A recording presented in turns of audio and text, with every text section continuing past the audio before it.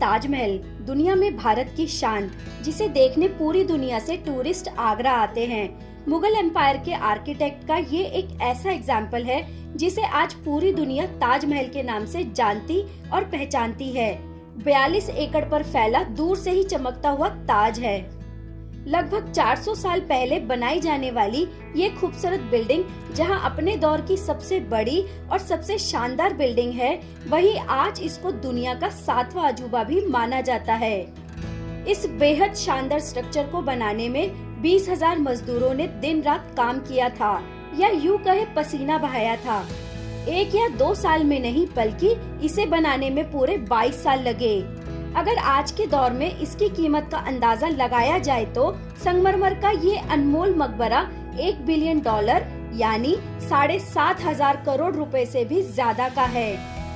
ताजमहल में मुगल आर्किटेक्ट्स ने अपने हुनर की कई ऐसी निशानियां छोड़ी थी जिसकी दुनिया के बड़े से बड़े इंजीनियर आज भी तारीफ करते हैं।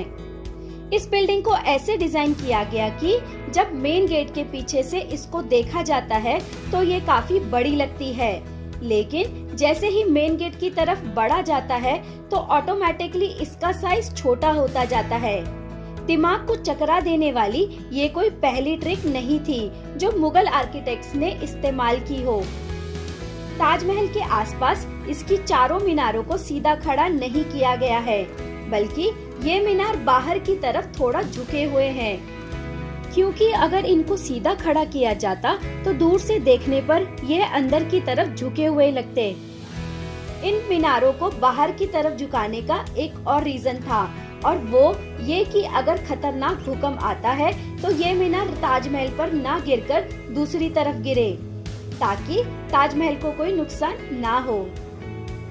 दोस्तों, ताजमहल के वो कौन कौन से राज थे जिनको 400 साल पहले छुपाने की कोशिश की गई थी, और जब उस समय पर कंक्रीट या स्टील था ही नहीं तो कैसे इसके गुंबद को बनाया गया, ये सब आज हम आपको बता रहे हैं।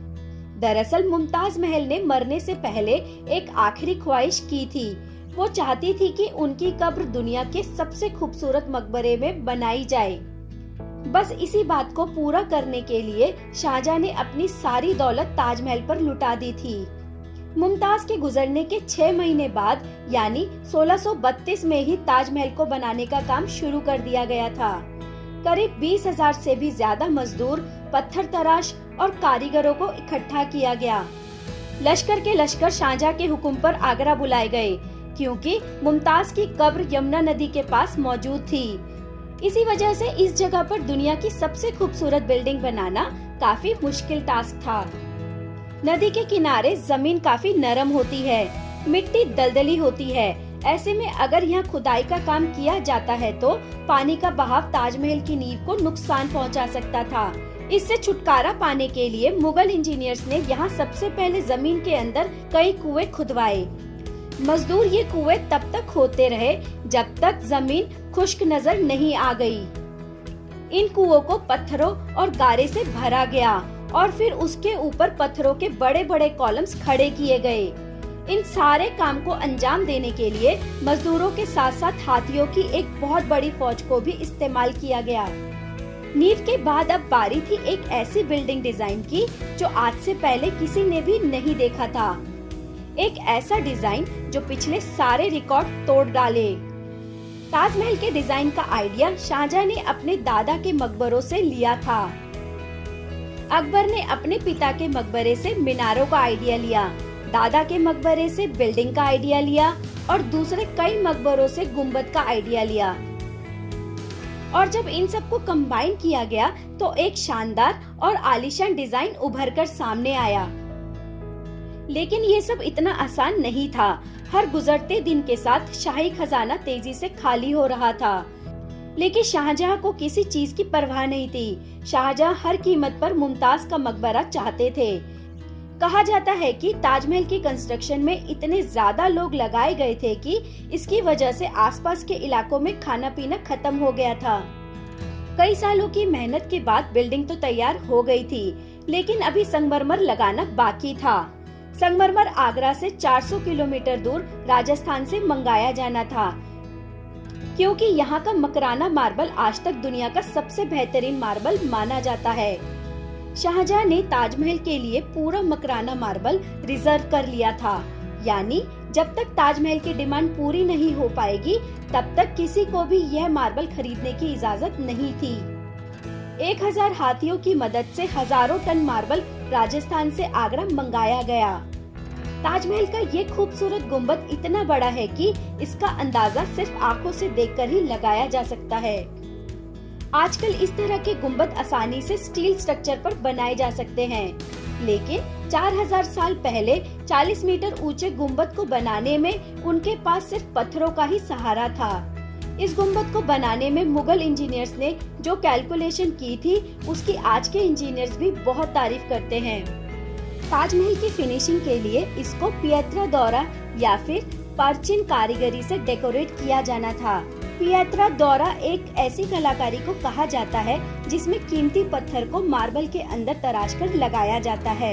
मार्बल को बड़ी मेहनत और बारीकी से कीमती पत्थर की शेप के हिसाब से तराशा जाता है और फिर उसमें पत्थर को गोंद के जरिए चिपकाया जाता है।